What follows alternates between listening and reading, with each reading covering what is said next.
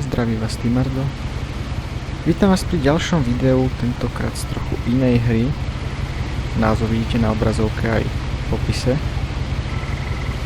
Je to výborná hra, príbehovka a rozhodol som sa ju zahrať si znova, pretože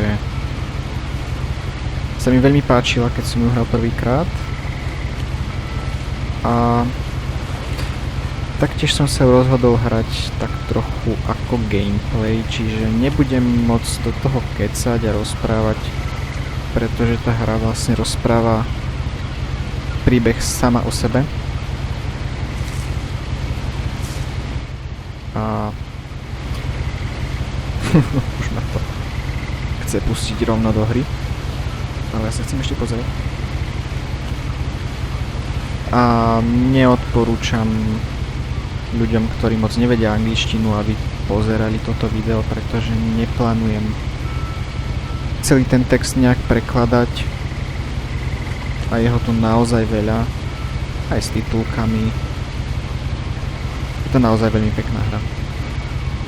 Čiže len si sadnite alebo ľahnite, pozerajte sa, počúvajte a užívajte.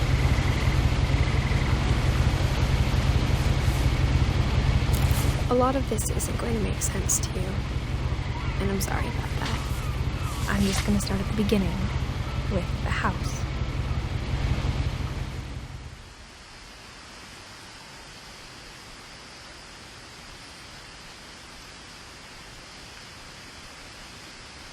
Someone had put up a chain link fence, but it looked like I wasn't the first person to hop it.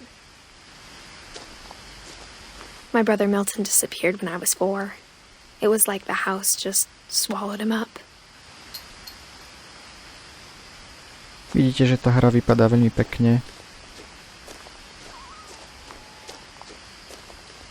A to je asi to, čo má na nej. I lived here until I was 11, but I wasn't allowed inside half the rooms. No vidíte, že hra stále keca, takže nechcem ju moc vyrušovať, pretože ten príbeh je veľmi dôležitý a zaujímavý zároveň, čiže uvidíme, no. Možno sa nájdú nejaké scény, kde by som niečo mohol porozprávať, ale ako som vravel, skôr to bude taký gameplay, kde nebudem nič hovoriť. No.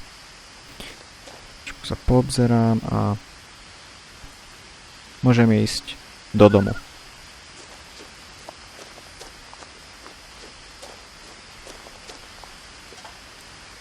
Inside the mailbox were bills from 7 years ago, marked urgent, open immediately.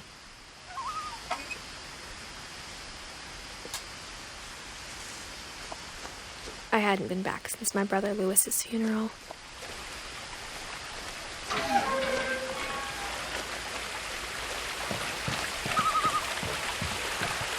In her will, my mother left me a key, but didn't tell me what it unlocked. Maybe she thought I'd know, or she thought that the mystery would be enough to bring me back.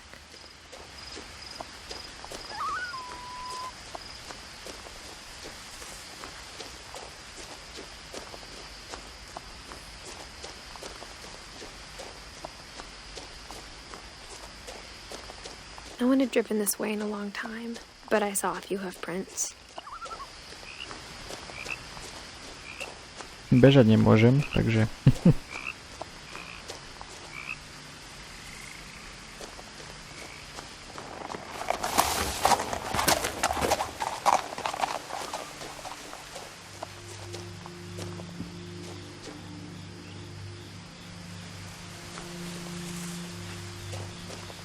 The truth is, even after I inherited the house, I never thought I'd come back to it. But now I had questions about my family that only the house knew the answers to. The house was exactly like I remembered it, the way I'd been dreaming about it.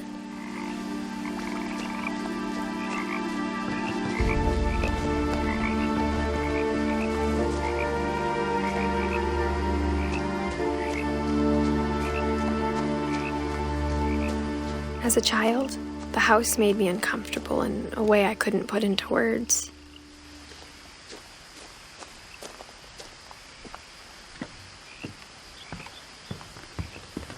Now, as a 17-year-old, I knew exactly what those words were.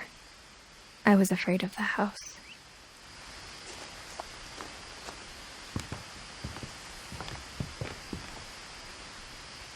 I hoped the key might unlock the front door. It didn't. Looking in, I felt like the house itself had been waiting for me. No dobre, takže sa asi tady to dovnútra nedostanem.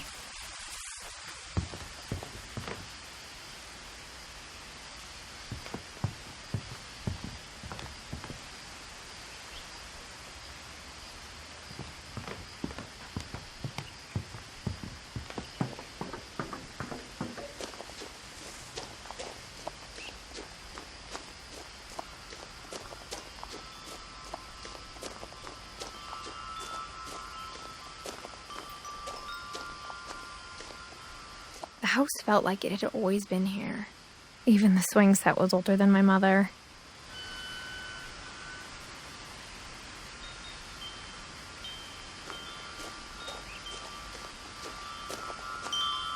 Že by? Aha. Crawling through the doggy door used to be a lot easier when I was 11.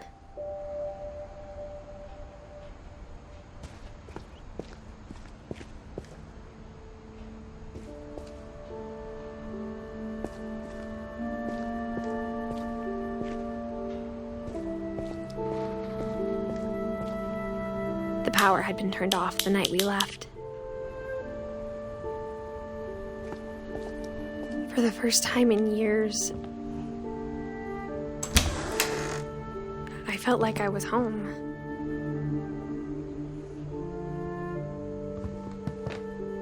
But instead of a family, there were just memories of one.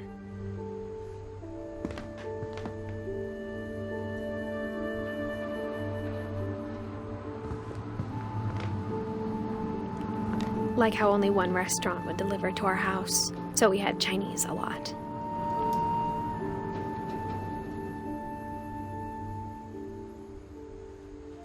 Or how after Louis started working at the cannery, we all got sick of eating salmon. Except our cat, Molly.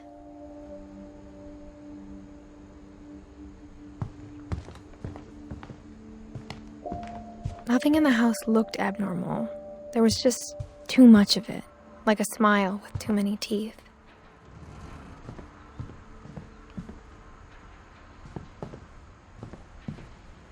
My mom wasn't much of an optimist, but she never stopped believing that my brother Milton was alive. A lot of things got left behind in the whirlwind of that last night.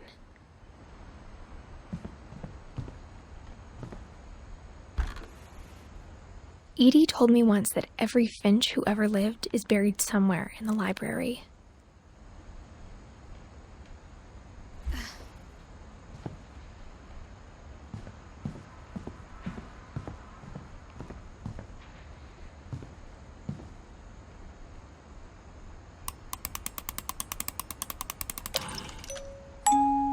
Great-Grandpa Sven built a music box for Barbara, along with the rest of the house.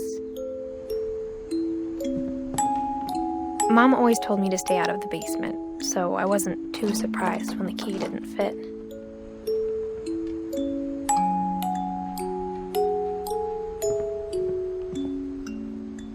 Even the fireplace had a story. Edie told me the bricks came from the original house, after it sank.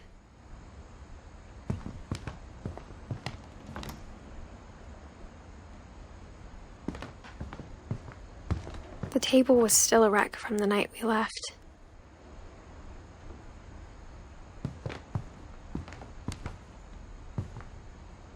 It was like a bomb had gone off, killing everyone but sparing the furniture. My mom was the only one of us who could imagine Great-Grandma Edie living in a nursing home.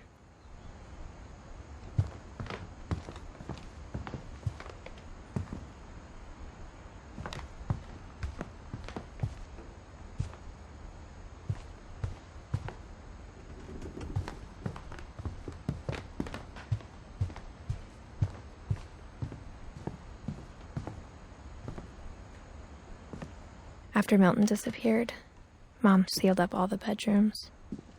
Then Edie retaliated and drilled peepholes.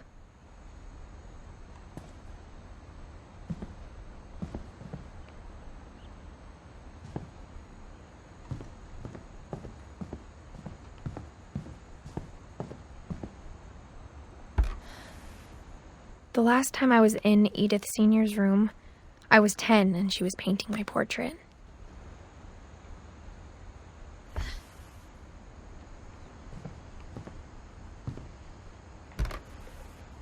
As a kid, I just assumed every house had peepholes and sealed rooms you weren't allowed inside of.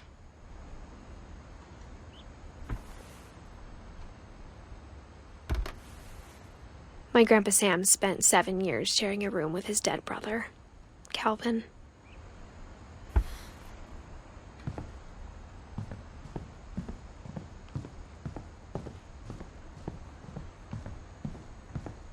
Whenever people ask me about my family, the first thing they always want to know about is Barbara.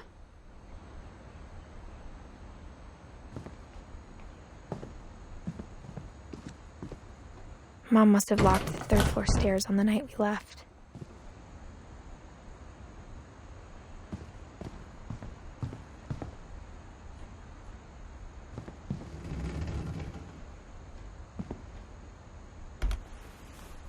Barbara was a child star for 2 years, until America grew out of it.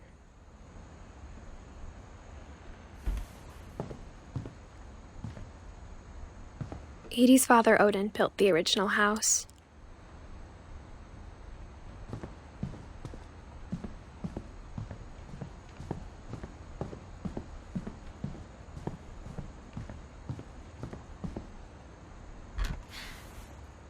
Molly always seemed like a girl I could imagine being friends with, if she hadn't died in 1947.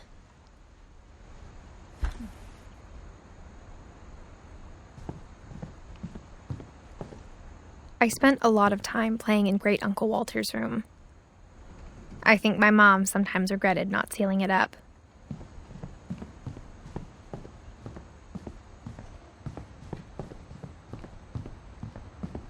Lewis told me there were secret passages, but I never believed him.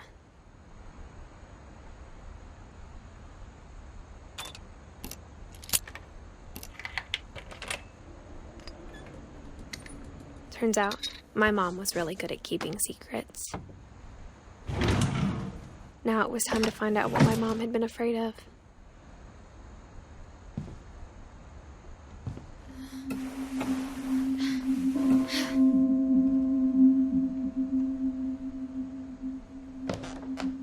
Reading this, maybe it sounds like I had a plan. From the paintings on the wall, it was clear my brother Milton had been here before me.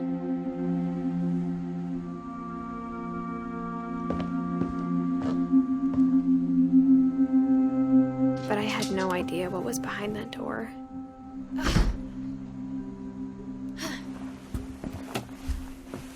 Just like I had no idea where all this was gonna lead.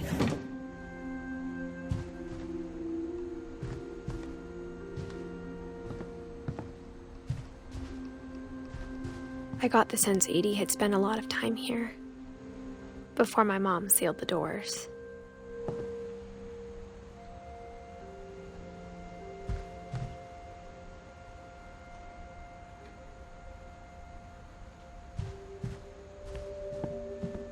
I grew up looking at Molly's room through the peephole.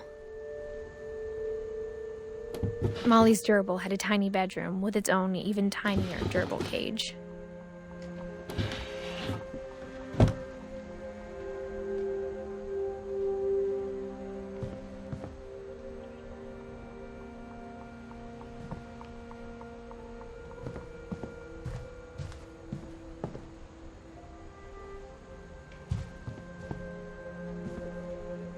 No tak poďme otvoriť denník. December 13th, 1947. Dear Diary, I'll be gone soon, but I wanted to tell somebody about what's gonna happen. It started when Mom sent me to bed without dinner. I woke up and I was starving, so I looked around for something to eat. The gerbil food was dry, but I didn't mind it.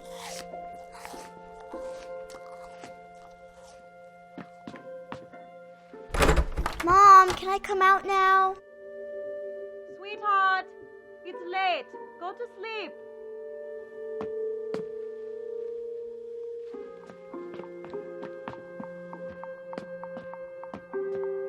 My Halloween candy was all gone.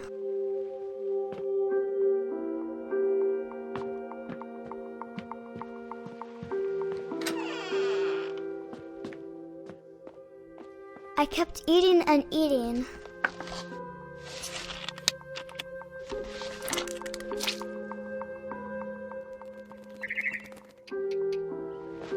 I ate a lot of things that night.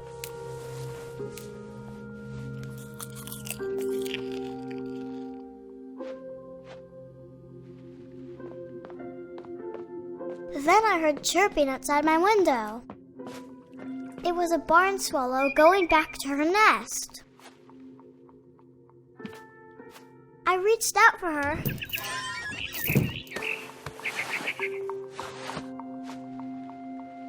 And suddenly, I was a cat.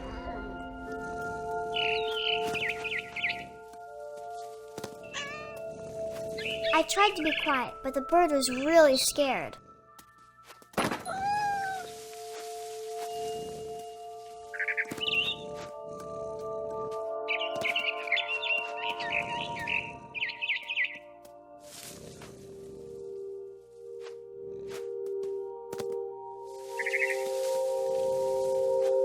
Mom and Dad didn't even look at me.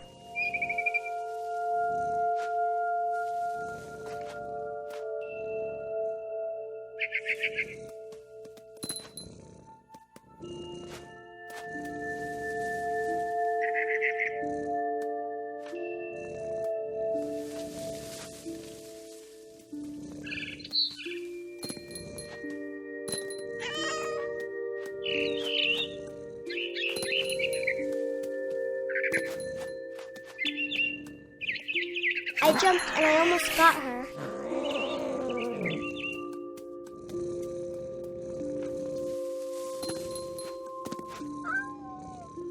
I could tell she was getting really tired. Now I was up in the big tree.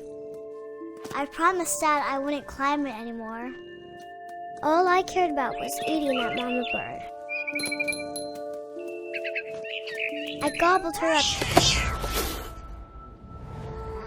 And suddenly, I was an owl. First, all I heard was the wind. Then I heard little teeth nibbling in the grass.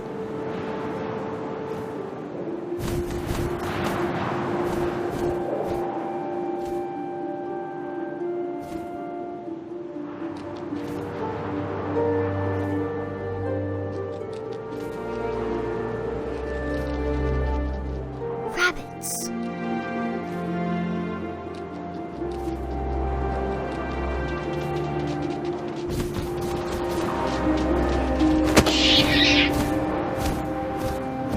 I imagined his face looking up and seeing mine through my talons.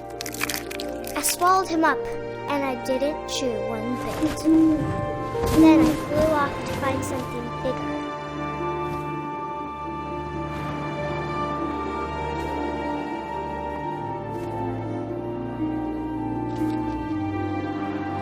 A mama rabbit.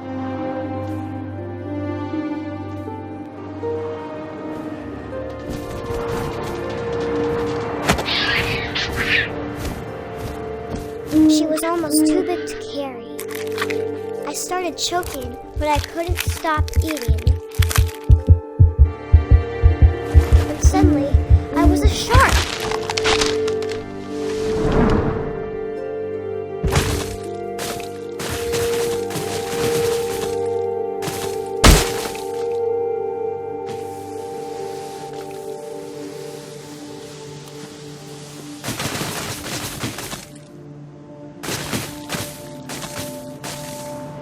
I rolled off a cliff and into the ocean.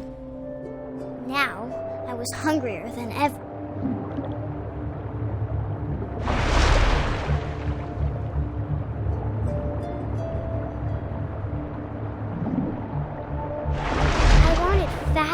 juicy seals. I tore off her flipper, and it tasted really good.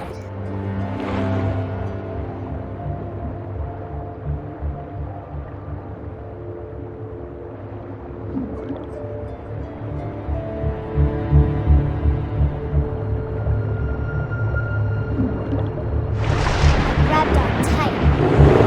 But I was so hungry, I jumped out of the water. When I opened my eyes, everything had changed.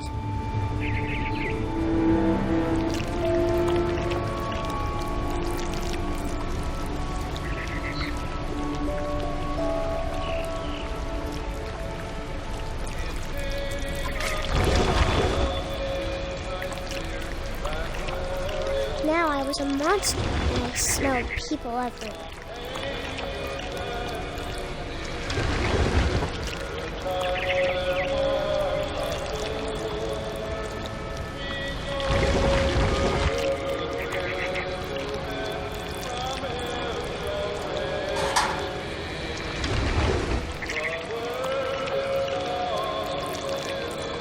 I was big, but I moved real quiet.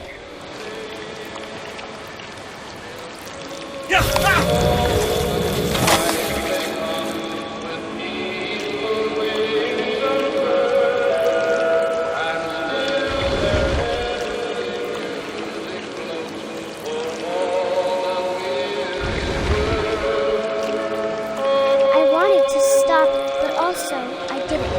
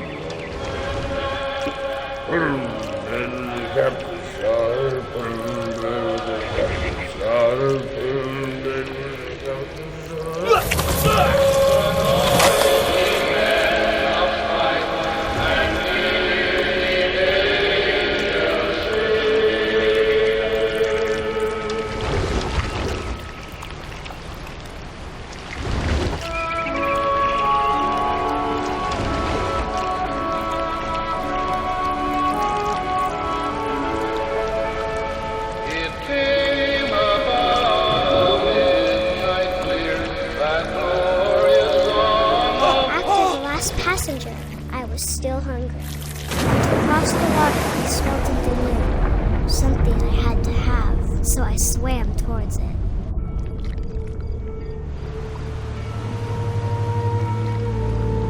I slithered onto the sand, and the good smell went into an old pipe.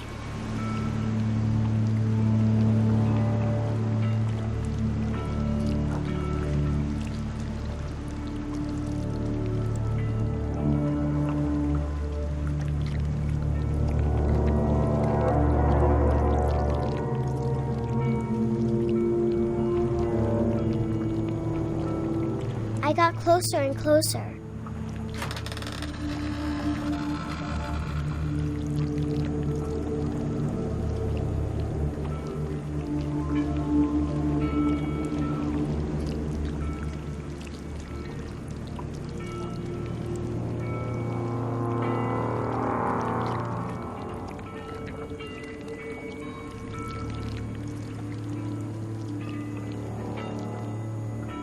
All my stomach started growling. And suddenly, I was me again.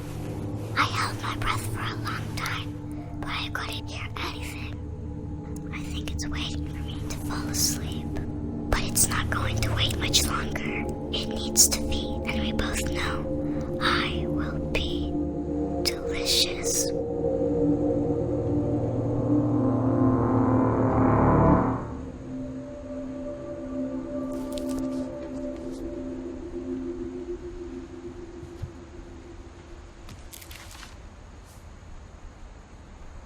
I'm not sure if I believed all of that, but I'm sure Edie would have.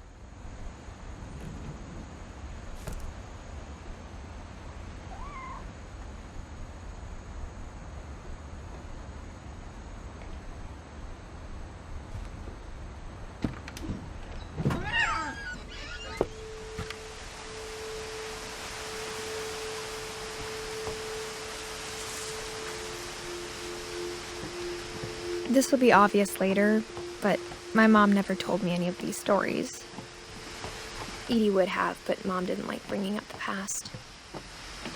Though, when we adopted a stray kitten, she was the one who named it Molly.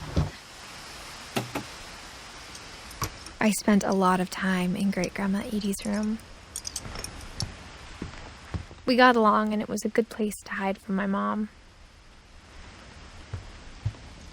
When Edie told people Sven was killed by a dragon, she could also have said he was building a dragon-shaped slide that collapsed. She could have, but she didn't.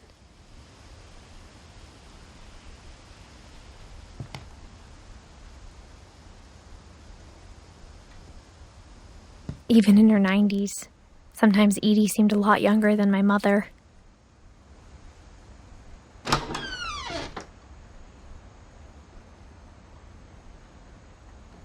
The only trace Grandpa Sam's first wife, Kay, left on the house was the pink bathroom. It was a pretty big trace.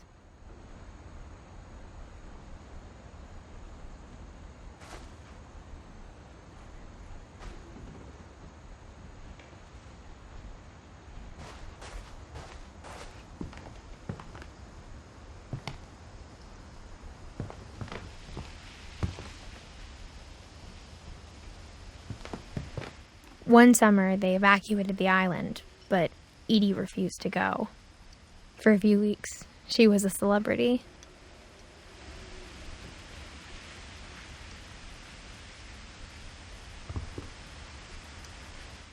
I hadn't thought of myself as Edith Jr. for a long, long time.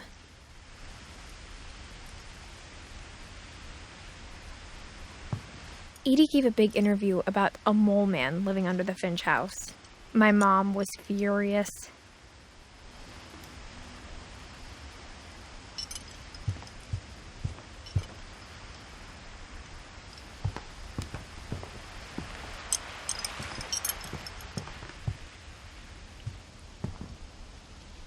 Her room was like a museum.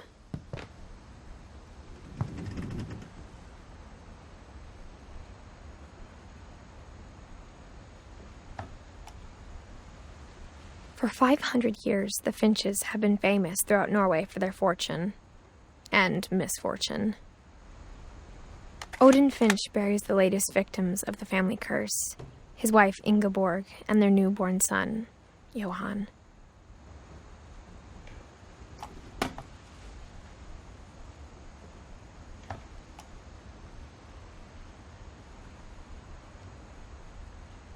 On January 7th, 1937, he set sail with his family and his house, hoping to leave the curse behind.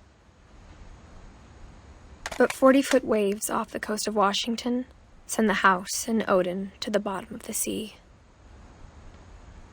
Odin's daughter Edie, with husband Sven and baby Molly, step ashore on their new home, Orcas Island.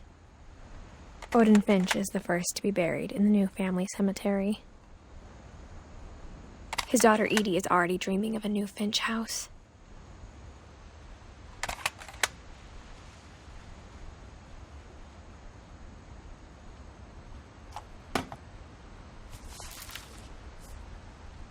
Whatever's wrong with this family, it goes back a long ways.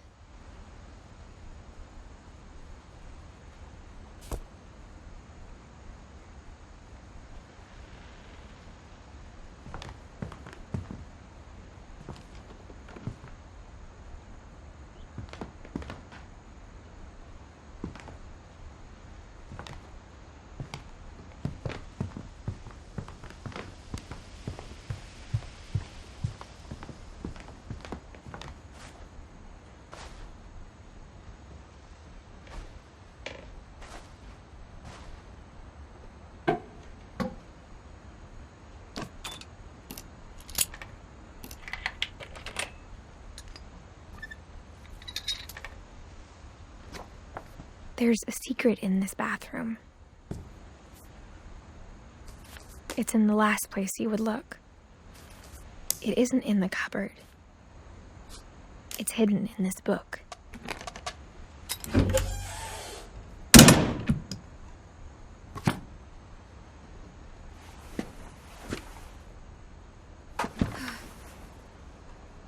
Sven gave Sam an old camera he'd refurbished. He never put it down.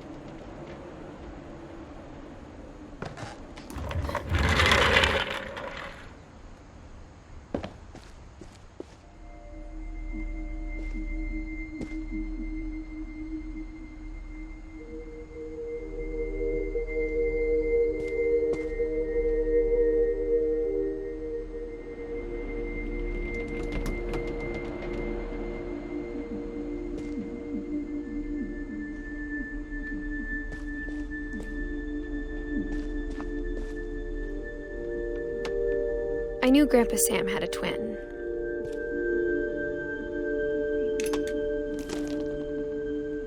And that he never talked about him.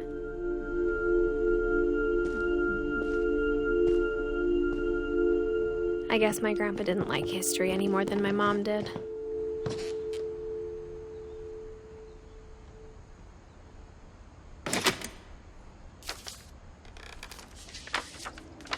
How I Want to Remember My Brother by Sam Finch. The thing I remember is that when he made up his mind, that was it.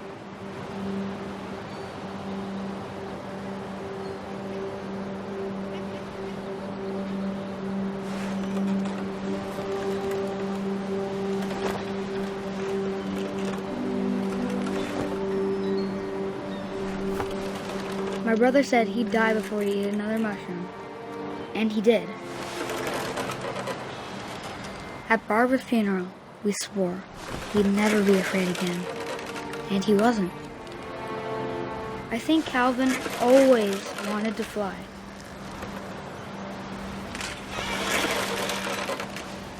Sam! Calvin! Dinner's ready! Coming! But that day, he finally made up his mind to do it. I told him going around was impossible. Maybe if I hadn't said that. Calvin! I'm not gonna tell you again! Maybe if the wind hadn't picked up. Then maybe he'd still be here. But I doubt it. I think he'd already made up his mind. That's what I want to remember about my brother.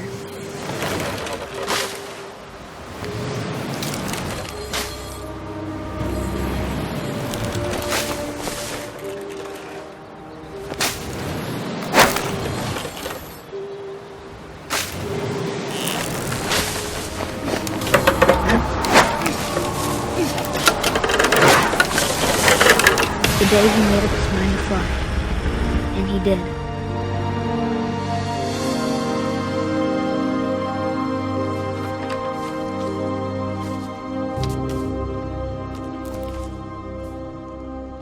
Calvin's story felt strangely familiar. When I was younger, I remember trying to do the exact same thing.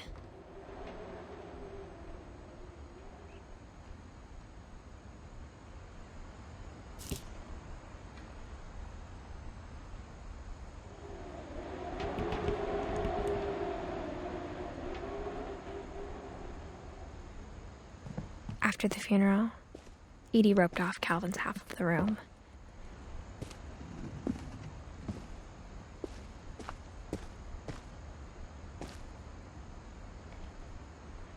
Mom said Grandpa Sam enlisted at 18 and never set foot in the room again.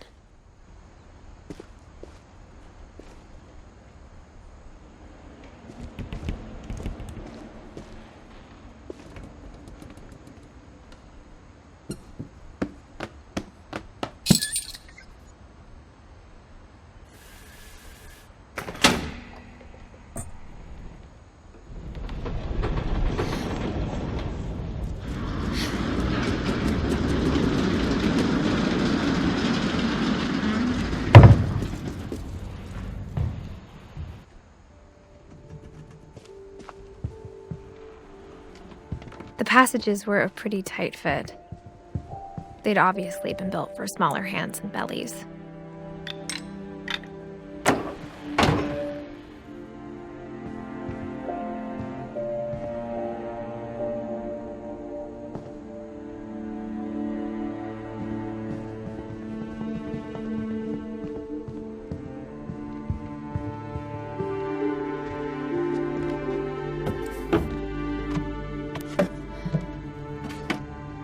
Growing up, I always thought of Barbara as a child star.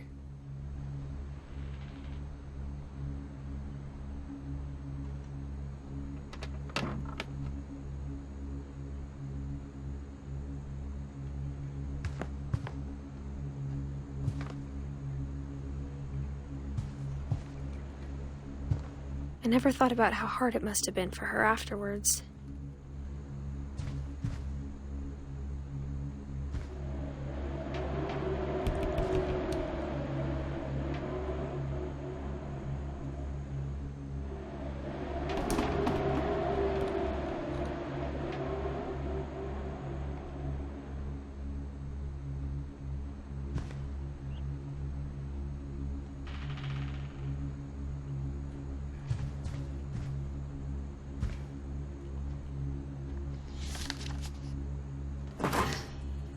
Of all the stories people wrote about Barbara's death, I'm surprised Edie saved this one.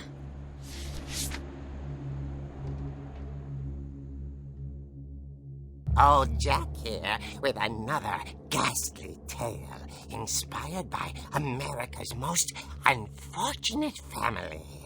I'm calling it The Surprise Ending of Barbara Finch. As a child star, Barbara was famous for her scream. Now at 16, she was all washed up, a has-been.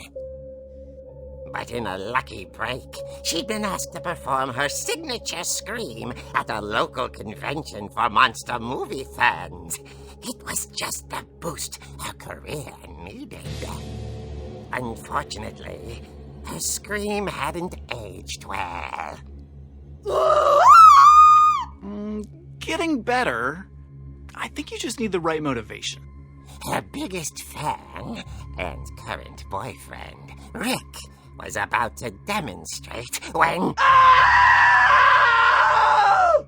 Now that was a great scream. It was Barbara's father, Sven. He'd slipped into a table saw and had to be rushed to the emergency room. So Barbara got stuck babysitting her youngest brother, Walter. Her convention comeback was cancelled. Okay, I'm hearing frustration, but I'm not hearing terror. What if I tried... A gang of hoodlums in Halloween masks have been terrorizing Orcas Island tonight. Police are urging residents to... That came from the basement.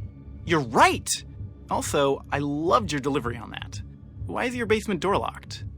Because my dad likes making puzzles and secret passages. There's a key hidden in the music box. The secret is to keep winding and winding until finally the key pops out. Thanks, babe. I'll be back in a sec. 20 minutes later, Rick hadn't returned. So Barbara went to look for him, right on cue. She reached for the music box. And as she wound the key, she listened for Rick, but the house was silent.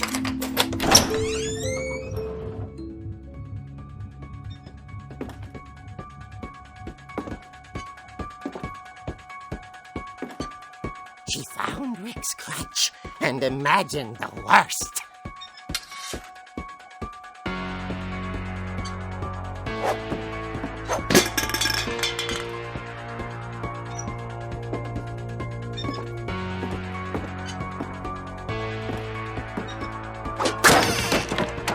The gang's leader is the infamous Hookman killer, Dr. Carl Hamill, who impaled and then ate his family 10 years ago tonight.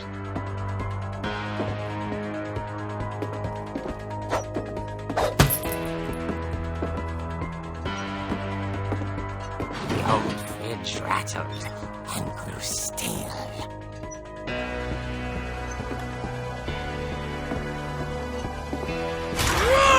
Oh dear! Oh! Rick? Barb, relax. I was just trying to scare you to help you find your scream. Well, I'm not scared, Rick. I'm furious. Then act furious.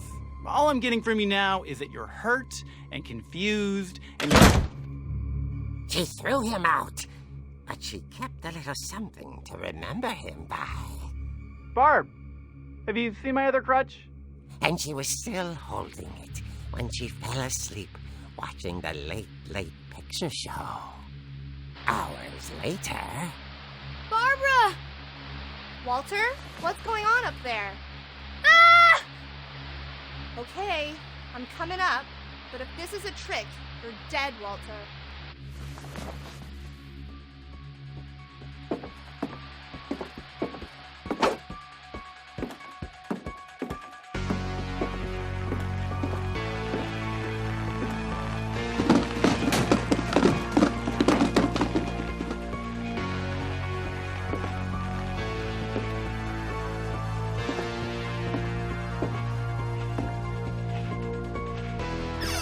Walter, are you there?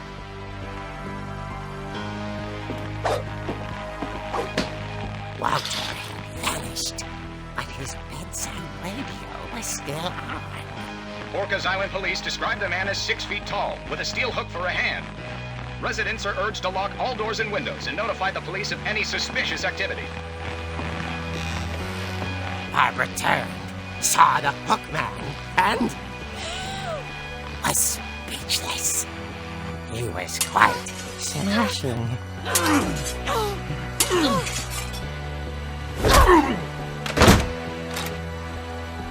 And the rage was he couldn't get enough of Barbara. Okay, Barbara, there's gotta be another way out of here.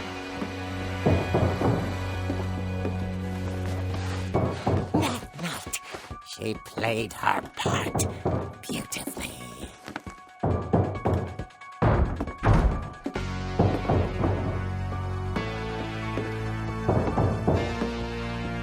She thought about abandoning Walter, but just couldn't do it.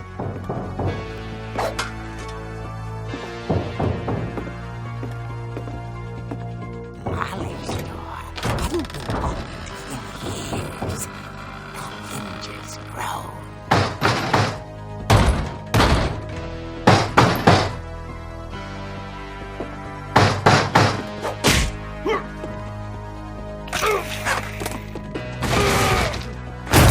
He wasn't moving, but she sensed the story might not be over yet.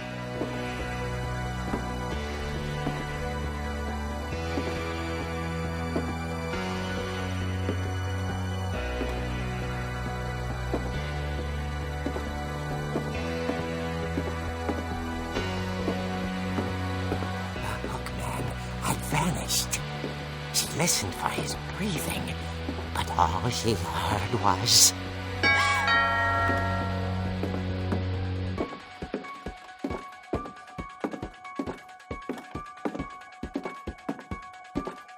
At the door, she heard whispering. It was coming from inside the house.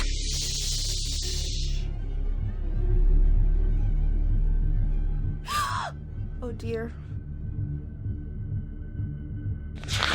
The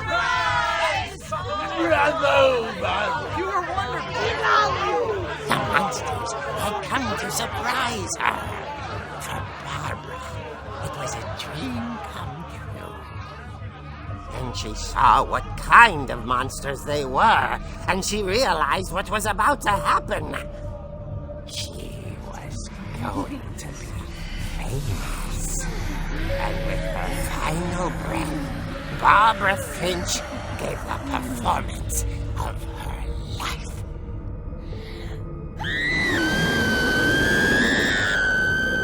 I wasn't there myself, but I hear Barbara was magnificent. Poor girl. She had a taste for stardom. But unfortunately, so did her fans. Of course, the police blamed it all on poor Rick, who disappeared the same night. And little Walter, hiding under his bed the whole time. He took it all pretty hard, but that's another story. As for Barbara, tucked inside the music box was all they ever found of her. Her ear. Now that's what I call a real eerie tale.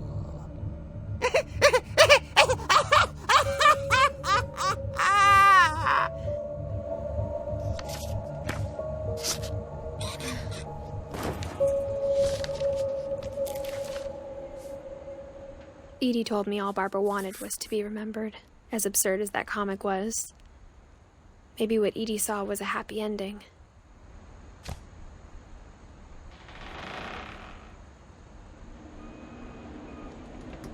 Takže by som mal vedieť, ako sa dostať dole do pivnice.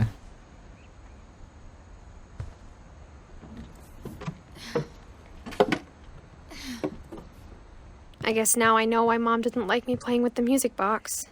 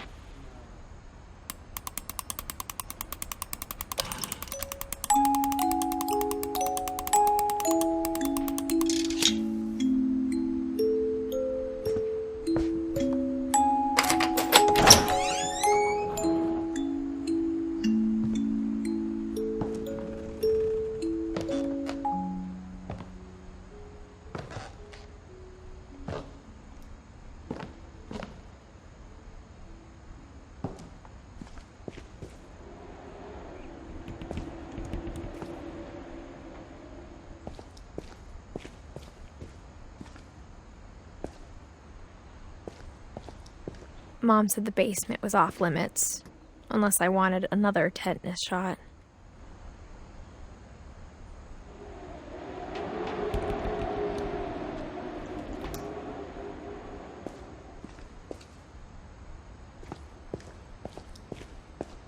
I saw Edie sneak down to the basement once, carrying packages.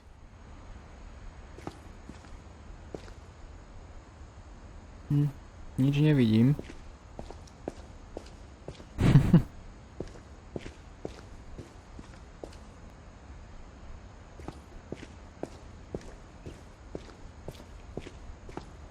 I thought maybe she was hiding presents.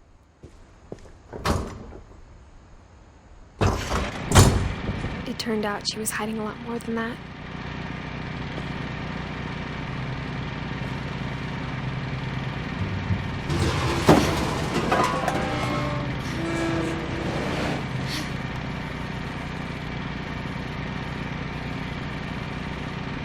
I remember asking Mom once about where Walter had gone. She said after Barbara died, he got as far away as he could.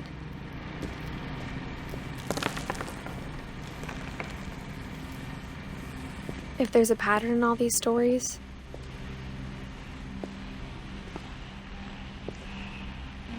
I think it's that none of us has gotten very far.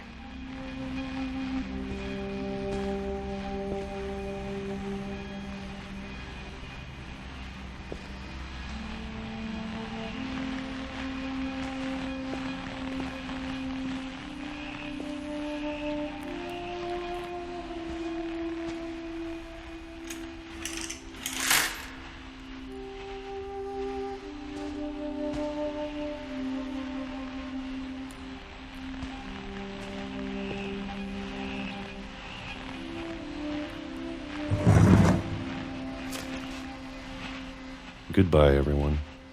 I can't believe I've been down here for 30 years. On that first day, after the shaking started, I didn't think I'd survive a week.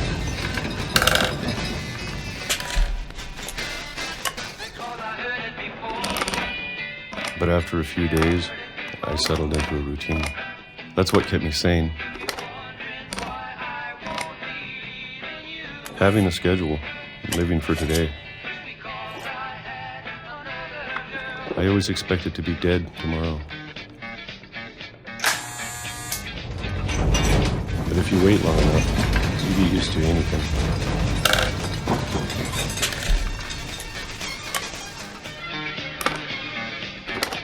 Even a monster on the other side of the door starts to feel normal. Almost friendly.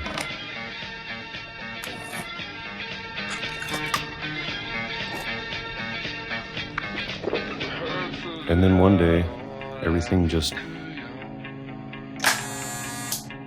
stopped.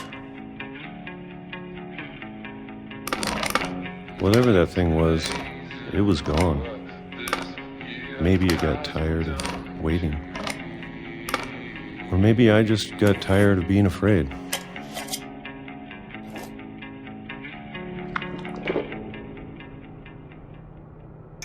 It's been a week now.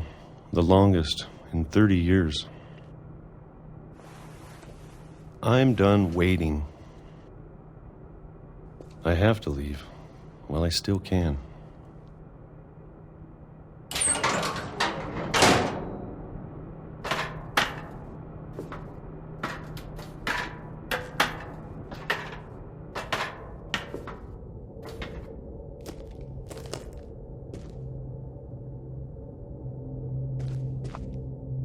I know it's out there, somewhere. Whatever killed Barbara and Molly and Calvin. Maybe this is all a mistake. But I need to stop living the same day. Even if it kills me.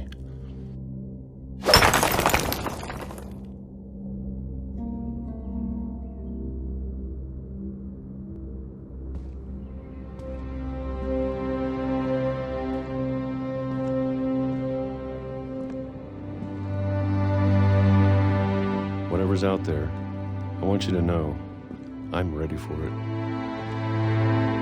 I'm going to appreciate all of it, especially the food. I don't mind if I only have a year left.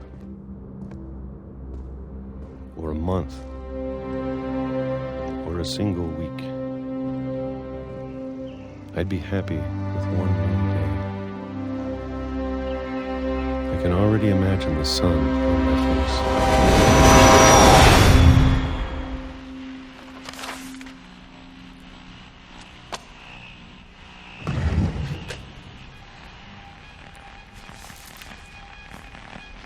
Walter died when I was 6.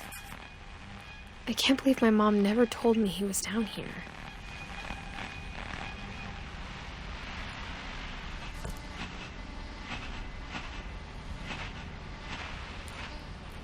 I'm sure my mom was trying to protect me.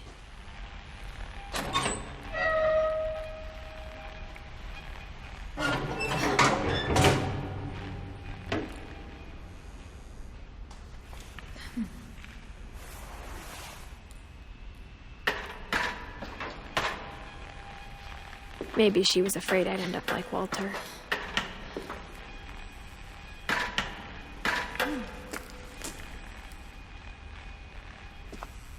But if she never told me about an uncle under the house, I can only imagine what else she was hiding. I don't want to make the same mistakes she made.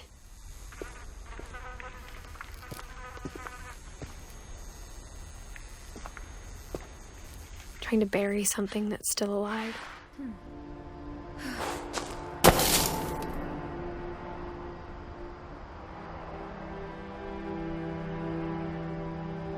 Now that there's only one of us left, or maybe two, I thought it was time I heard the stories for myself and found out what happened to everyone else. But now I'm worried the stories themselves might be the problem. Maybe we believed so much in a family curse, we made it real.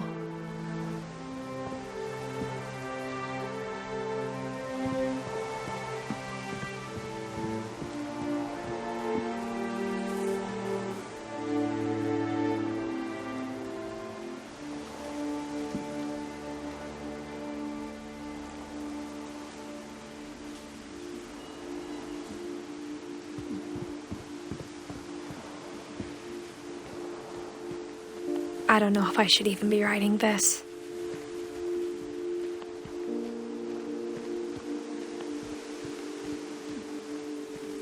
Maybe it'd be better if all this just died with me.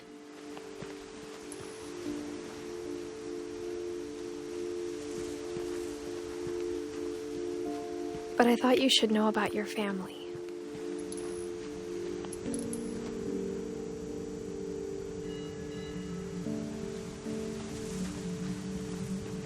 And the history you're a part of.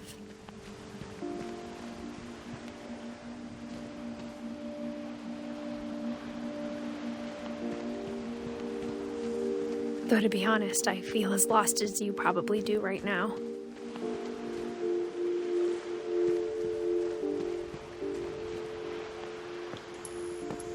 I think the people in these stories believed them, for what that's worth.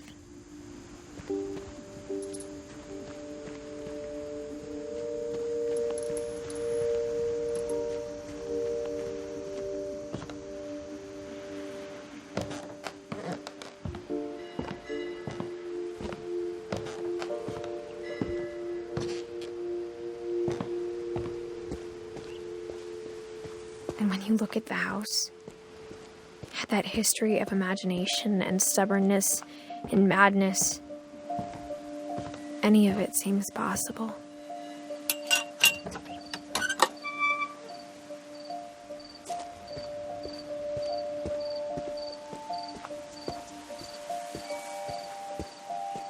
I think we've been surrounded by death for so long, we've just gotten used to it. What kind of family finishes building a cemetery before starting the house?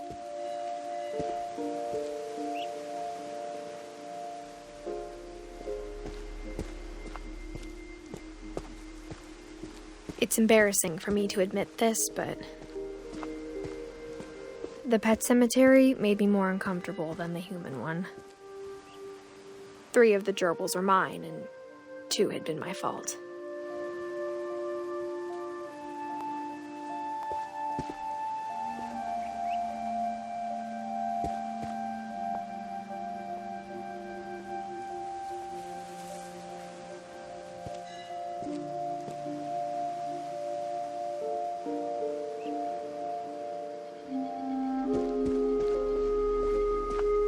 Sven built the house, but it was Edith who designed the cemetery.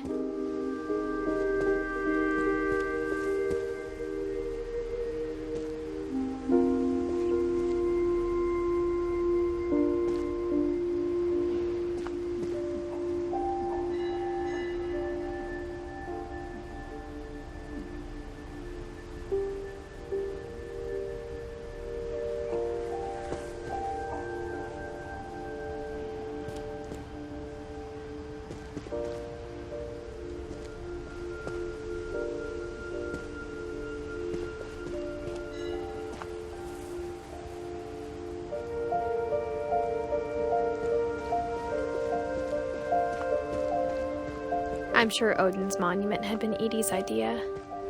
My mom was always trying to move on, but for Edie, the past never went away.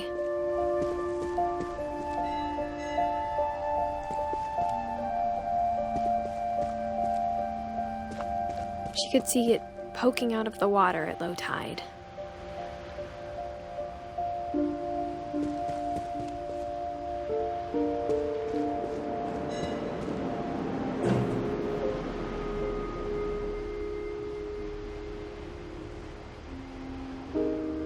Edie said she dreamed about the old house every night.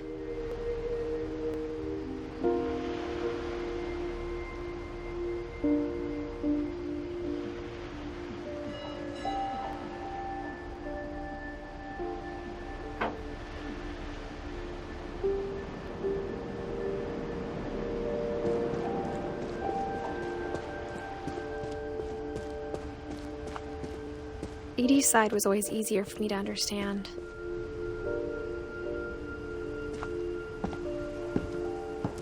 But the older I get, the more I can see where my mom was coming from. Her dad had been pretty strict, but it wasn't enough to save her brothers. She was just trying to do better.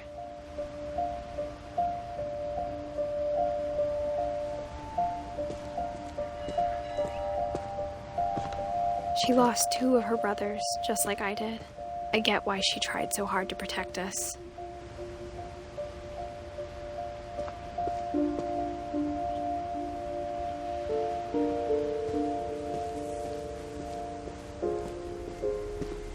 There's so many things I wish I could ask my mom now.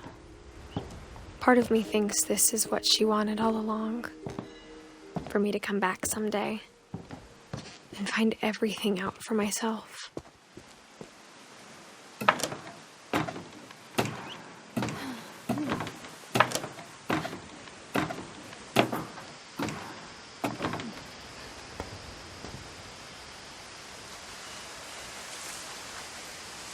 But looking back on it now,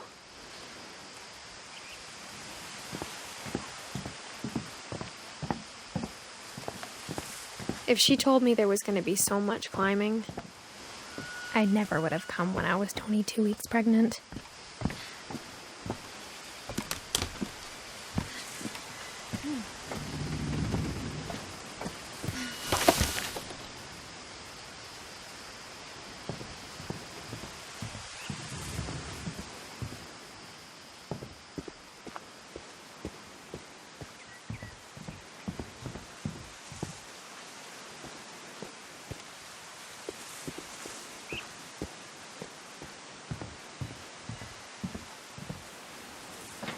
I never met Grandpa Sam, but I think he and my mom had a lot in common.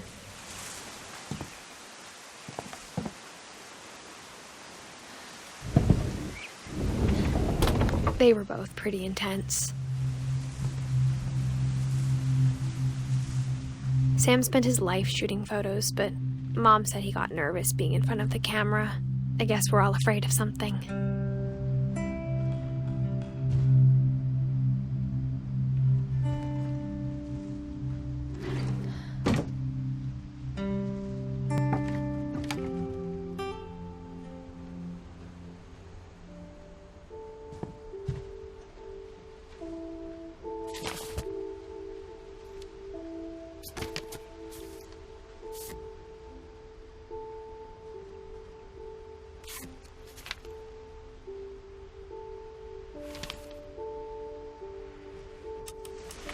Dawn, I promise, you'll never forget this weekend. Yes, sir. These memories are gonna last a lifetime. Mm-hmm.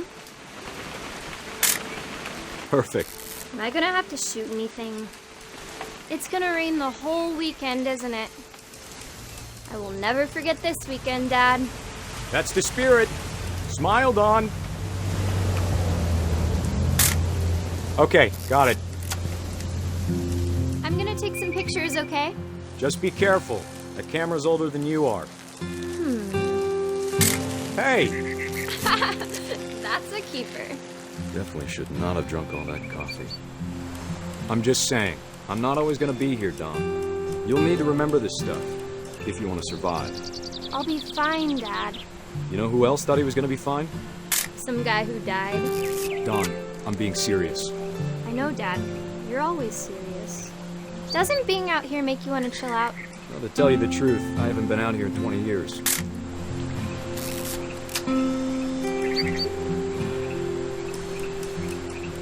Dad! Good eyes, Dawn.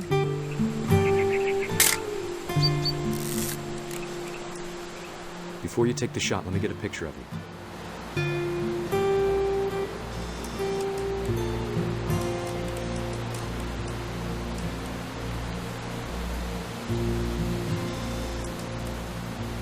Dad, I... Just breathe. Turn off your imagination. Focus on your target.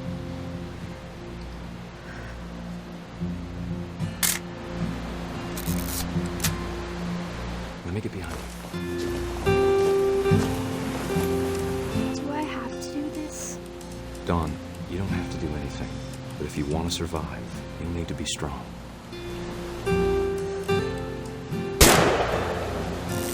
Great shot, Dawn!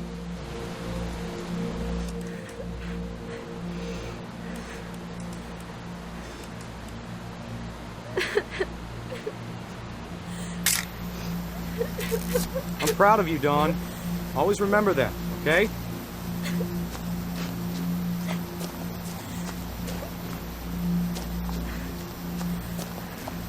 Dad, it's twitching. I think That's it's totally still... normal, Dawn. Just focus on the camera. Try not to think about... Dad!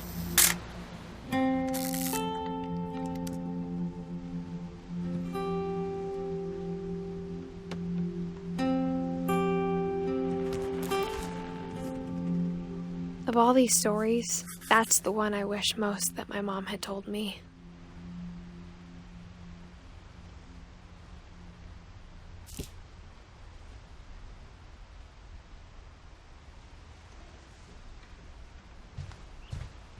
Instead of hiding from death, Sam seemed to go out of his way to meet it.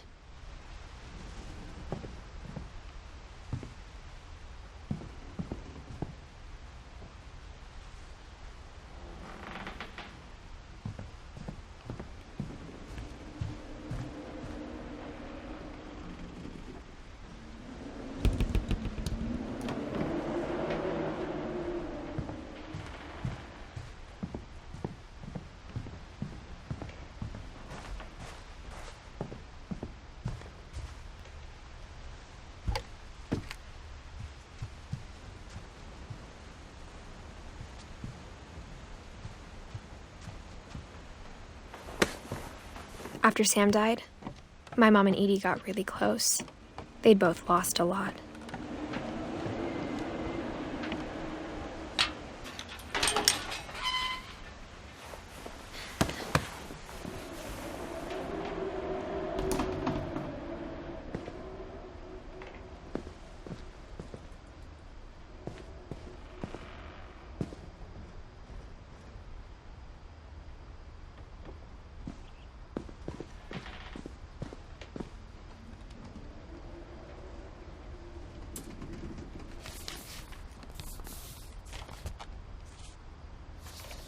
Dear Kay, do you remember the way Gregory used to laugh when he thought he was alone? Like something funny was happening, but only he could see it.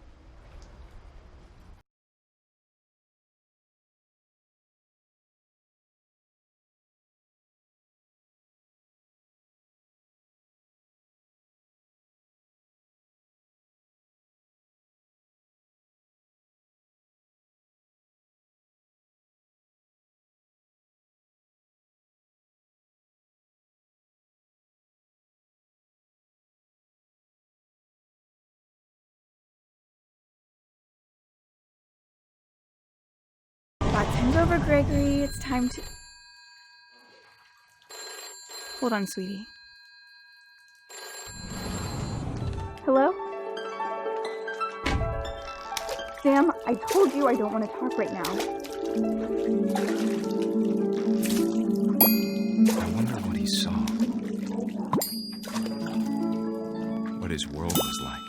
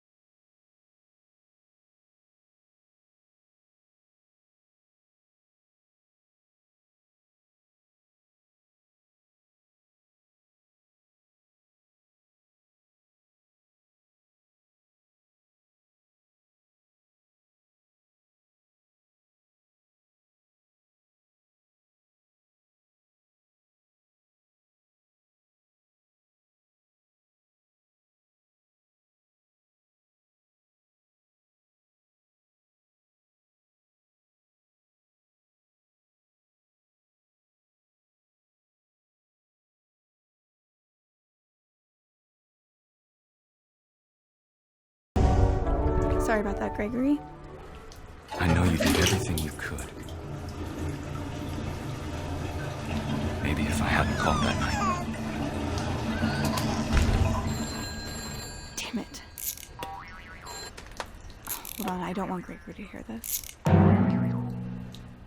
wish you could have told us.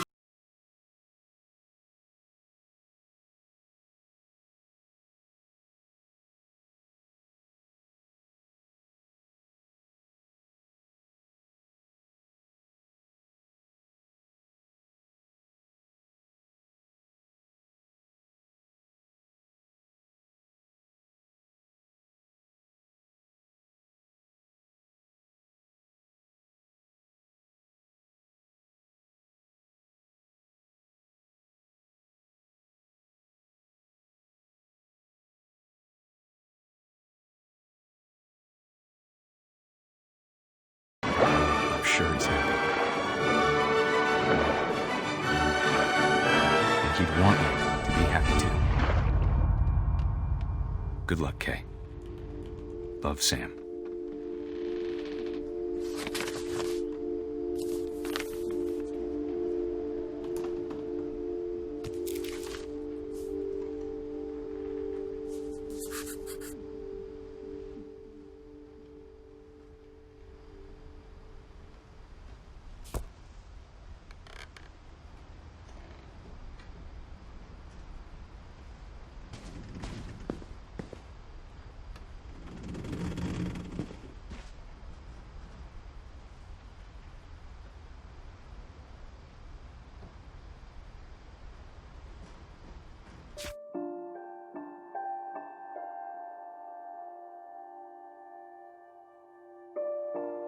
Čiže máme 1, 2, 3, 4, 5, 6. 7 kusov ľudí z rodiny Finchových a ešte nám zostávajú Gus, Dawn, Milton, Louis a Edith.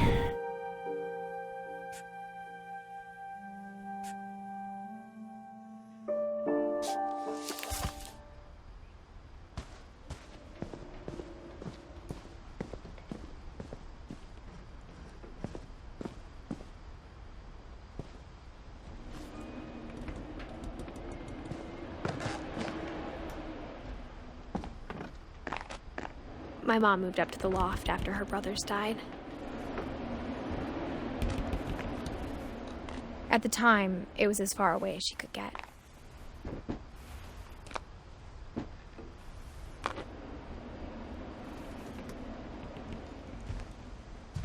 I can't imagine what it was like for her to lose 2 sons after she'd already lost 2 brothers.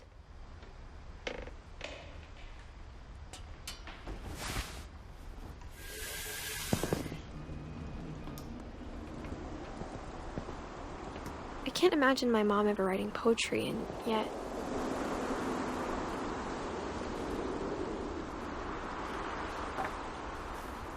A poem for Gus, who always said the wedding was a bad idea. Our father never hit us kids, at least not very hard, before the day my brother said with teenage disregard that he'd be dead before he'd see a wedding in our yard.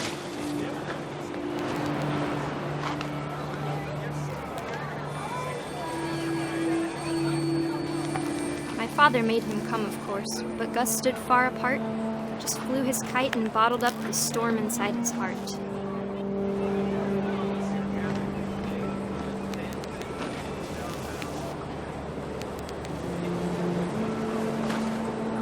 I tried to talk him out of it, but though he'd never met her, we don't need a stepmom, were the words that I now pronounce you husband and wife. You may kiss the bride.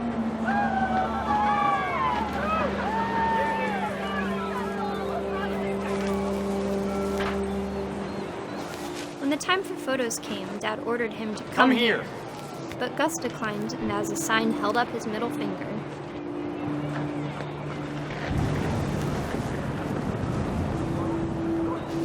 The wind picked up, and panicked geese appeared and quickly went. But all the humans did that day was go inside the tent.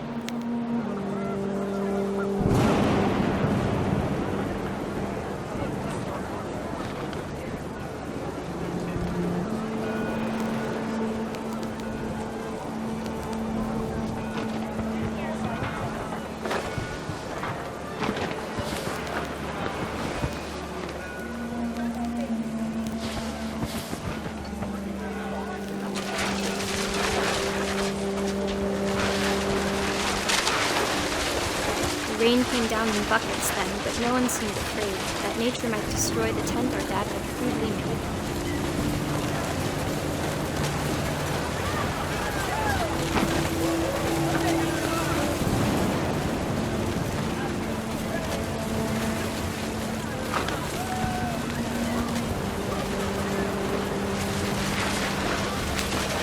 The thunder sounded much too close and full of angry power.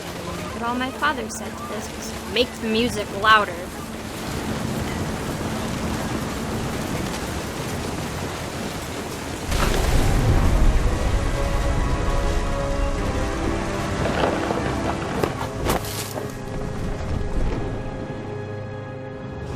I wish that I could truly say I thought about you on that day. Out there on the beach alone, just you, the wind, the sea, and foam. But I didn't, until we found you.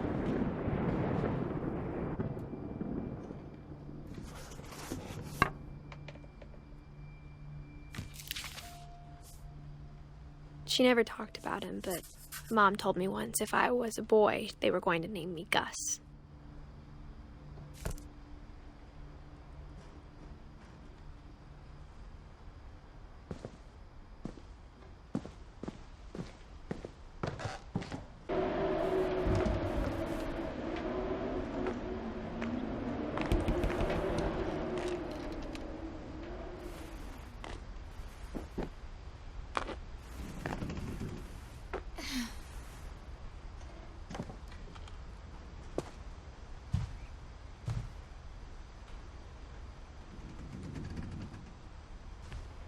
She spent a summer building houses in Calcutta, where she met my dad, Sanjay.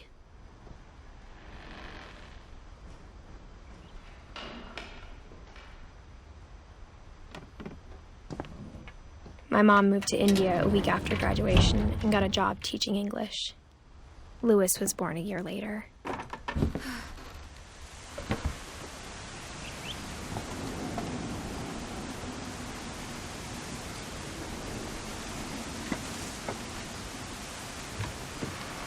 When my dad died, I don't think Mom knew where else to go. I'm sure Edie was happy to have her back.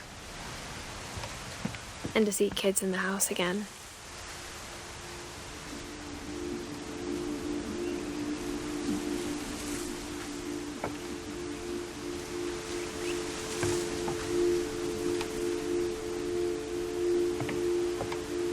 The house had to get a little bigger, but Edie was used to that.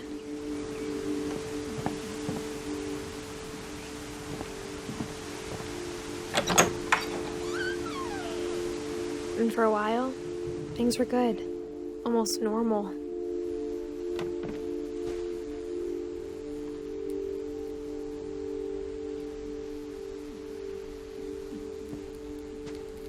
But it didn't last.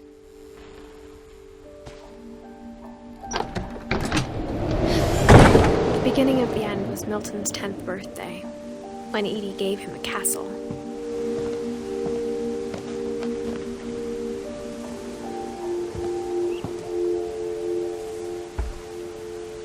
After Milton disappeared, the only thing he left behind was a room full of paintings.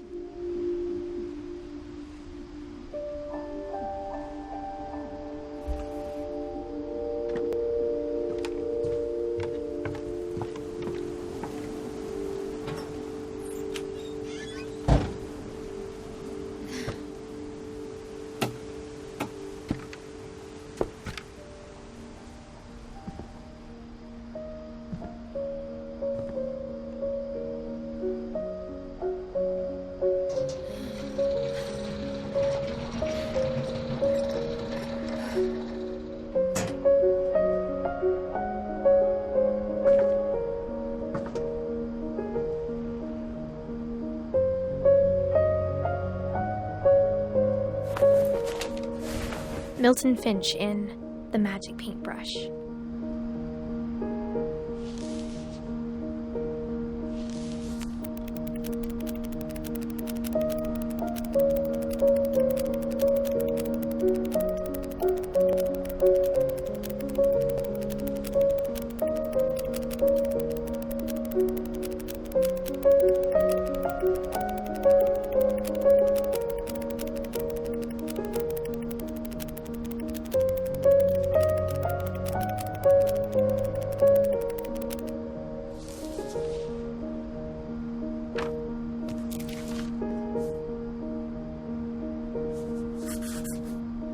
was 4 when Milton disappeared.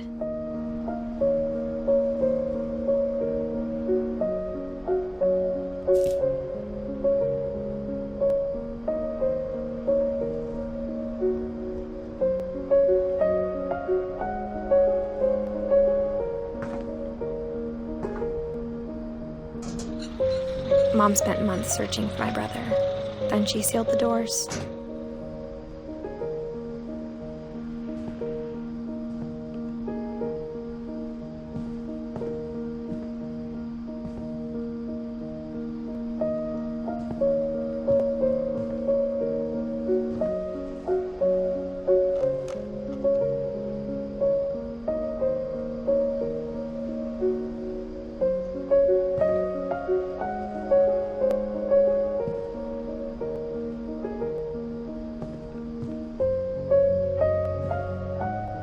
Whatever Milton had found in the house, Mom didn't want it getting out.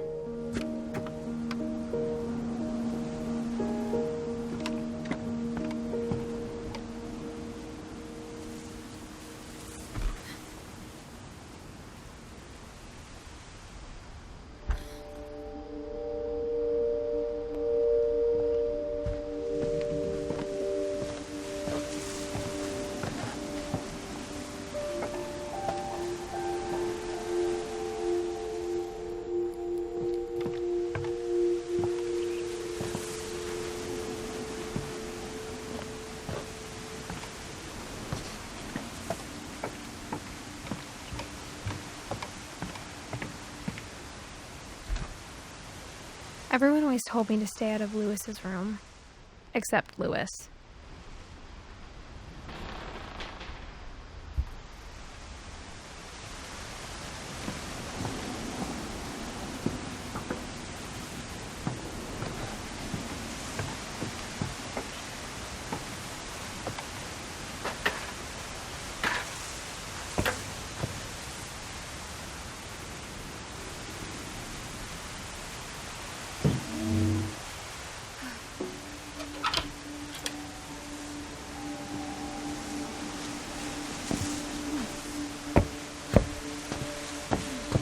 Lewis's room smelled very, very familiar.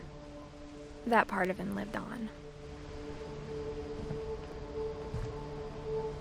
Lewis and I spent a lot of time playing games together, but he was surprisingly bad at them. He died a lot.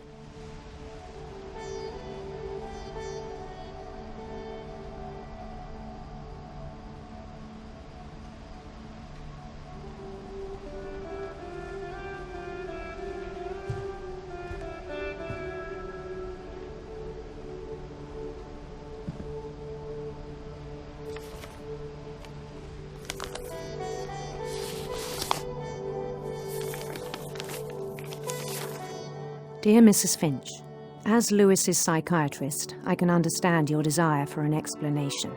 As I see it, the trouble began in January, shortly after we convinced your son to seek treatment for substance abuse.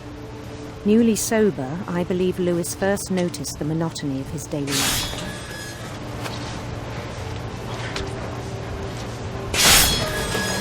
He kept working at the cannery, but he withdrew part of himself. In our sessions, I saw the same behavior. His mind began to wander.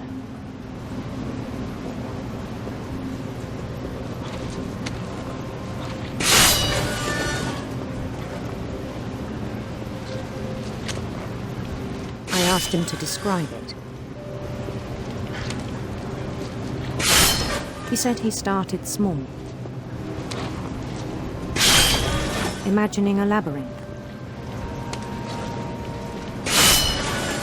He'd feel his way about.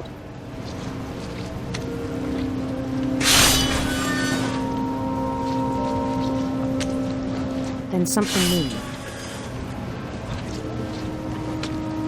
Bats. And toads.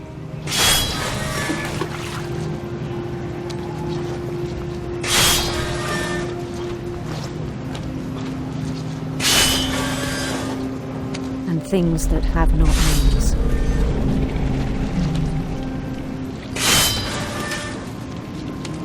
He knew it was all in his head.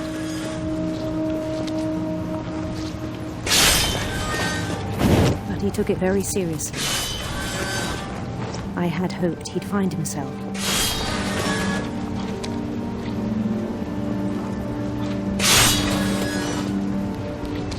But he found something more. I worried about him then, daydreaming at the cannery. I spoke with his boss. But he said Lewis had become a model employee. Methodical, tireless, focused. Like a whole new Lewis. So I let him go on.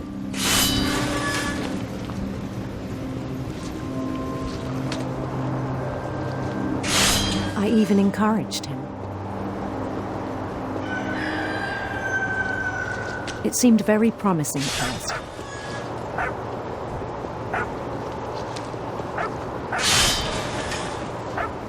He told me he'd made a new friend.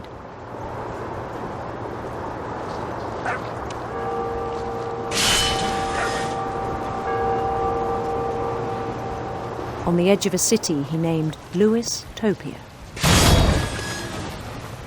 He built the city up slowly, brick by brick. Then he made musicians.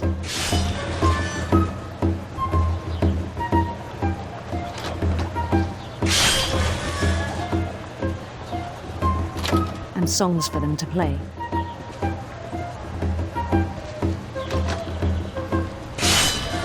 He talked about starting a band.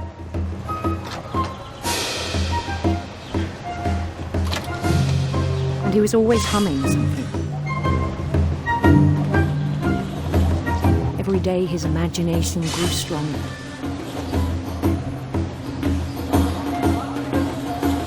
He no longer spoke at the cannery. But his chopping was as reliable as ever. Then one day it struck him that all the cheering crowds, even the stones under his feet, were all in his imagination, so he could do whatever he wished.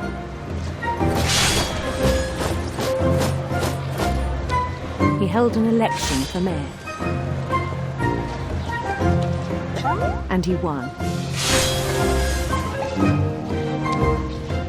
They begged him to stay, but his mind was already wandering. It became a game for him.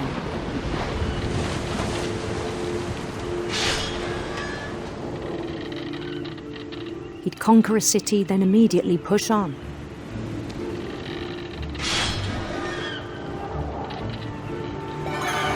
New Louisville.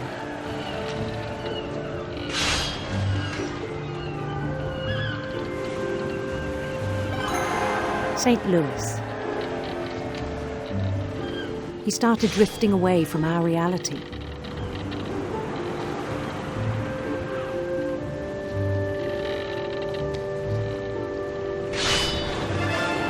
Minneapolis. Until one day he forgot to go home from the cannery. Even as his mother pleaded with him, part of Lewis kept sailing on.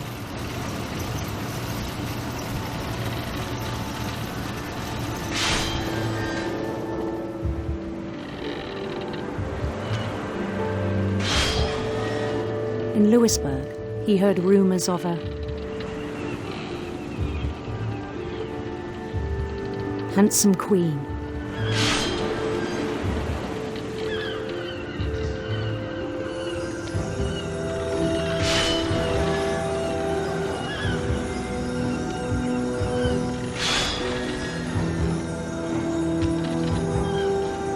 The queen was on her own quest for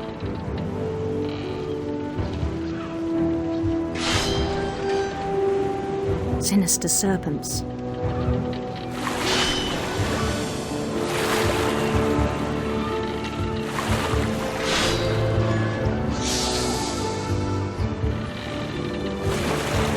He followed the sound of her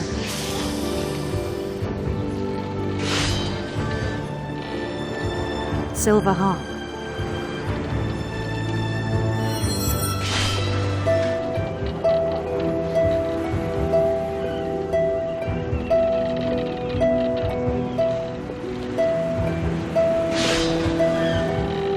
His chase led him to a golden palace east of the sun and west of the moon. Even then, his logic remained sound. He knew the world was all in his imagination.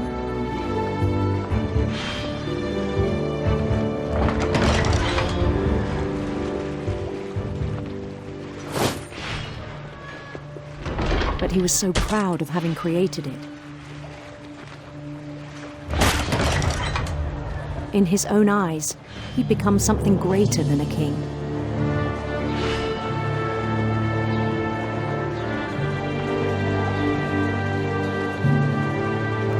For someone who'd never known success in the real world, I think it was overwhelming. And then it struck him that the real Lewis was not the one chopping salmon, but the one climbing the steps of a golden palace.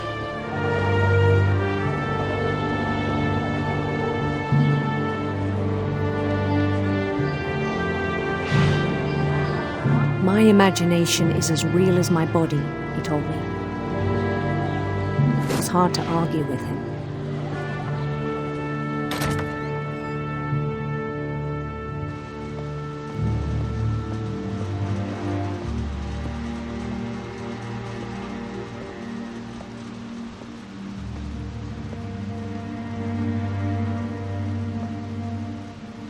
I began to forget the world we know.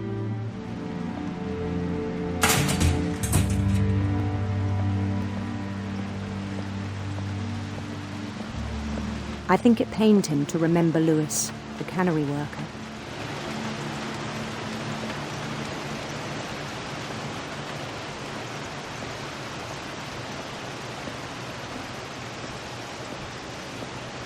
He began to despise the man with a royal contempt.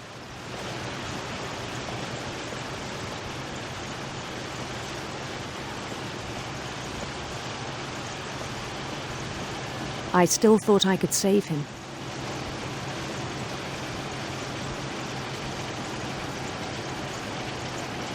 Even after he said he was being crowned king over all the lands of wonder.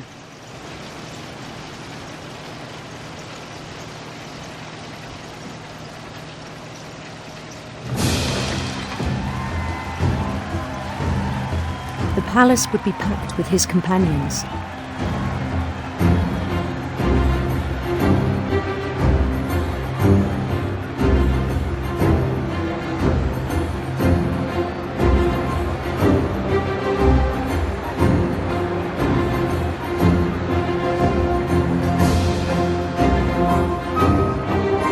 Including the wise Calico that insisted on advising him.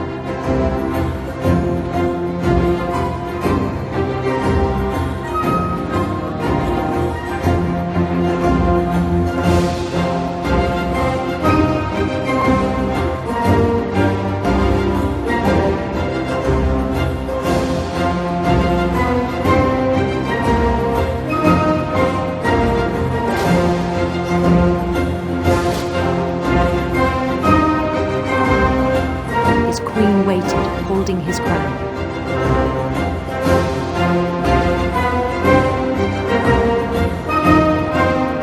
There was only one thing left to do.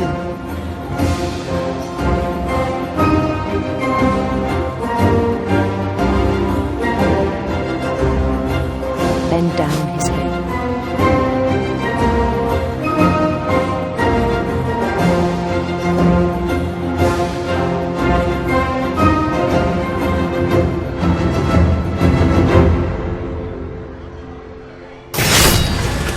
I think you know. Mrs. Finch, your son was a kind man who will be missed by all of us who knew him.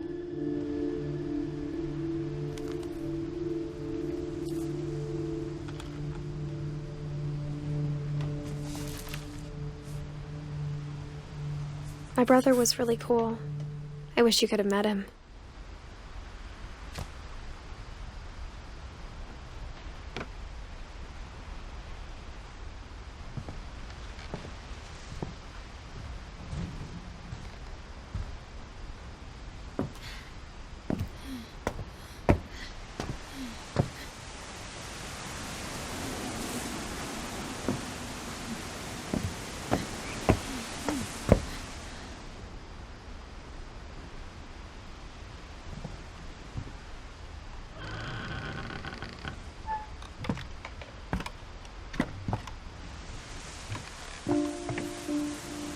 On the way back from Lewis's funeral, my mom told me to start packing.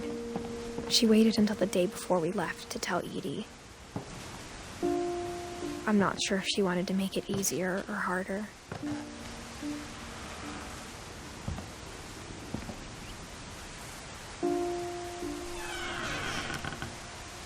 I wish we'd stayed. But I understand why we left.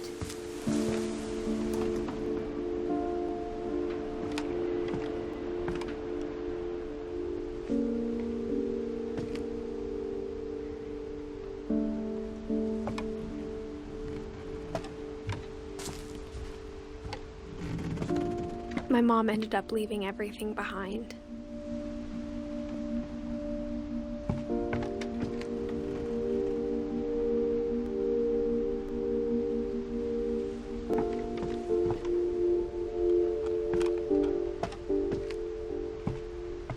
What happened that night had been coming for a long time. Maybe it should have come sooner.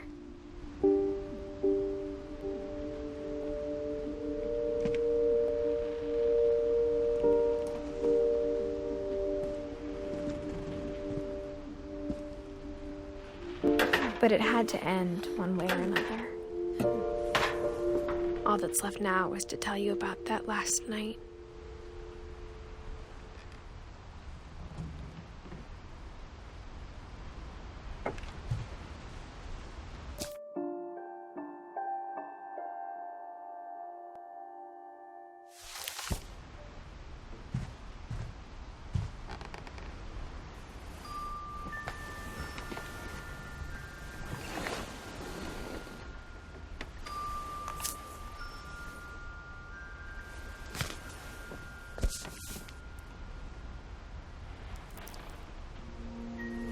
That whole last day, Edie just watched us pack and didn't say a word. Until supper, when she raised her glass and said, "To our final night together, and all our final nights apart." Grandma, you know what I said about alcohol. Some of your medications are very Edith, specific. I left a present for you in the hallway. Why don't you go open it? The grown-ups have to argue now. I'm sorry, you're right. We're all leaving tomorrow. Let's just enjoy our last... I'm not leaving. Edith, you're excused.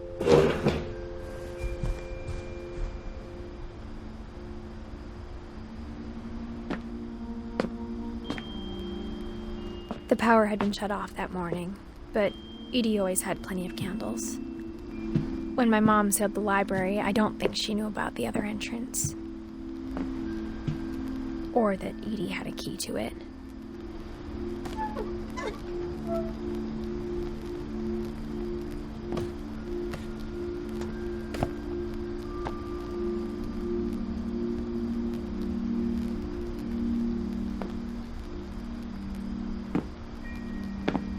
That thing you're afraid of isn't going to end when you leave the house.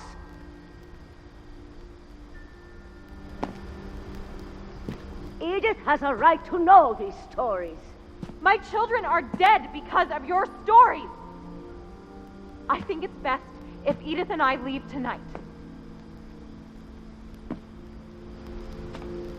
We'll have the nursing home send a van for you in the morning, okay?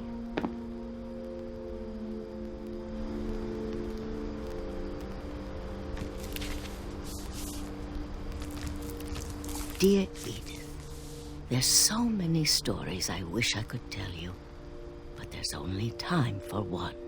This is about what happened on the night you were born. That night, the tide went way, way out.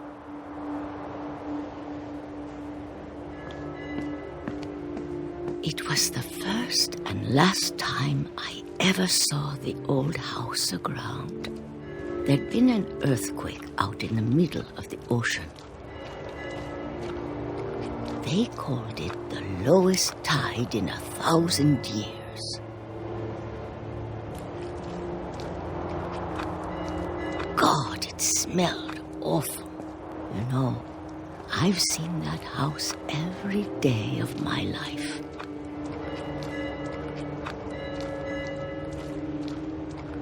But I never thought I'd go back to it.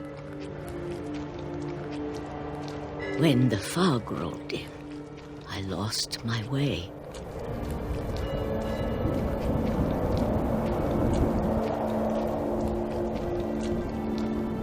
I got turned around.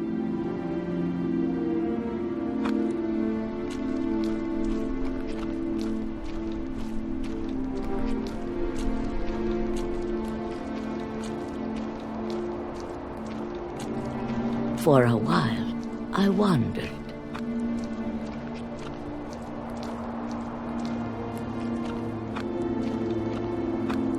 I started seeing things.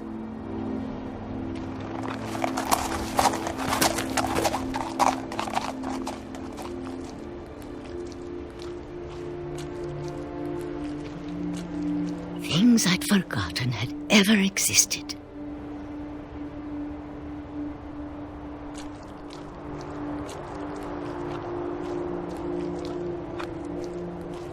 But when I saw them, they felt like old friends.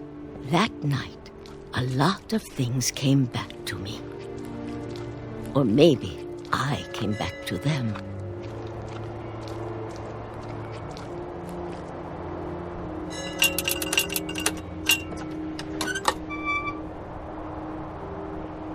Things I can't explain, but that I need you to try and... Edith, what are you doing in here? It's mine. Edith! Mom, you're gonna rip it! Let go! I kicked and screamed, but Mom dragged me to the car. I never saw Great-Grandma Edie again. The next morning, the van came to pick her up, but she was already gone. After that, we moved around a lot.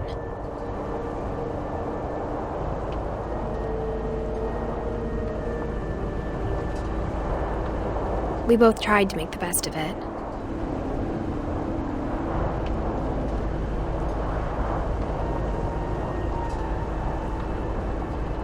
A few years went by.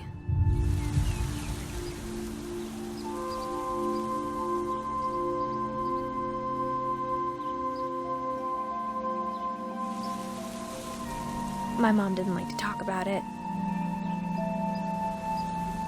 But she started getting sick a lot. The rest happened pretty quickly.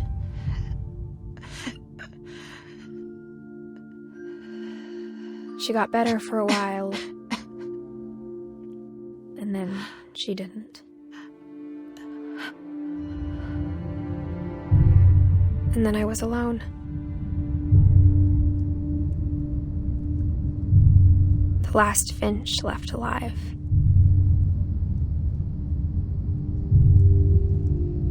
Until I found out about you. I'm still not sure what to tell you about all this. If we lived forever, maybe we'd have time to understand things. But as it is, I think the best we can do is try to open our eyes. And appreciate how strange and brief all of this is. This journal was supposed to be for you. But now I hope you'll never see it. I just want to meet you and tell you all these stories myself. But I guess if you're reading this now, things didn't work out that way.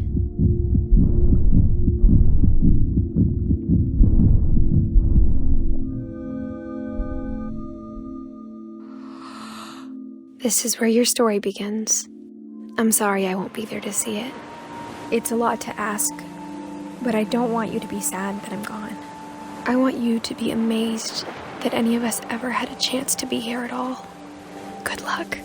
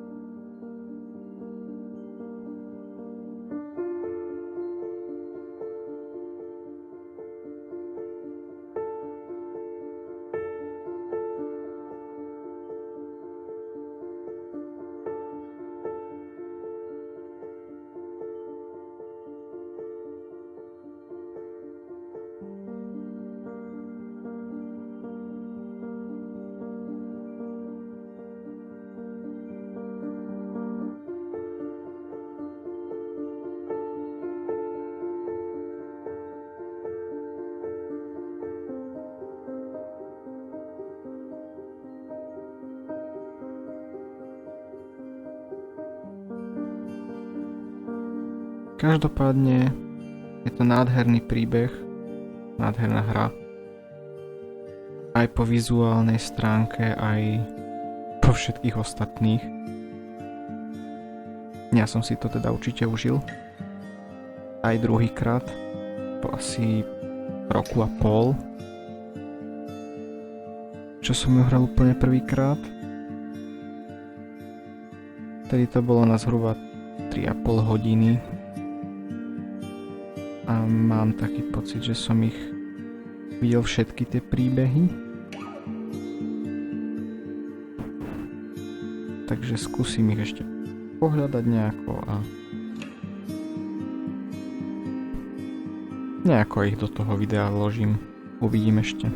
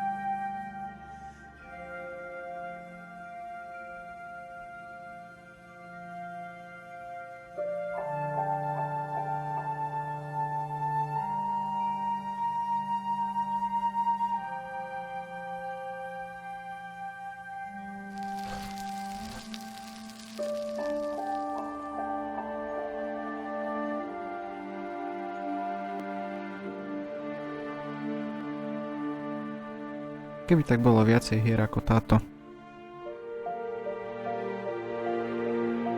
Interaktívna príbehovka. Čistý gameplay, nič viac. Človek sa skôr pozerá a počúva, ako šťuka na klávesnici niečo, alebo hýbe myškou. V konečnom dôsledku tá klávesnica a myš to len tak trošku oživí a celkovo je to veľmi príjemné pozerať. Ja som si teda túto hru užil. Znova, druhýkrát.